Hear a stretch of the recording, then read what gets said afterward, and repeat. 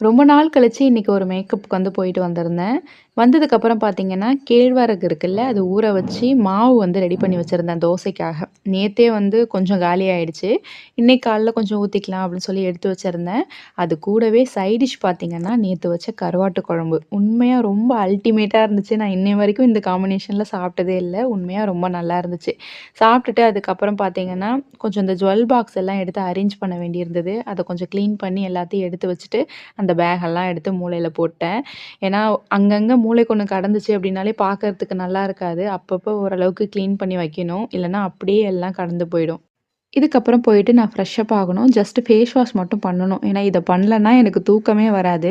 எப்பவுமே bridal makeup போறேன் அப்டின்னா, கண்டிப்பா வந்து சன்ஸ்கிரீன் மட்டும் தான் நான் போட்டுட்டு போவேன். மோஸ்ட்லி வந்து இந்த மேக்கப்லாம் நான் பண்றதே கிடையாது. 5 இயர்ஸ்க்கு மேலேயே ஆகுது. இந்த ஃபவுண்டேஷன், கன்சீலர் இதெல்லாம் யூஸ் பண்ணி. எனக்கு மேக்கப் அப்படிங்கிறது சுத்தமா புடிக்காது. ஆனா மேக்கப் ஆர்டிஸ்ட் இதுதான் விஷயம்.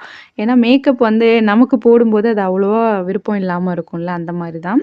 ஆனா வந்து சன்ஸ்கிரீன் போடுவேன். சம்டைம்ஸ் வந்து காம்பேக்ட் ரொம்ப ரேரா போடுவேன். இது மட்டுமே எனக்கு வந்து ரொம்ப நல்லாருக்கும் அப்படின்றதுனால, அதெல்லாம் தாண்டி லிப்ஸ்டிக் அது ஷேடா மாத்தி மாத்தி போடுவேன். அது எனக்கு ரொம்ப பிடிக்கும்.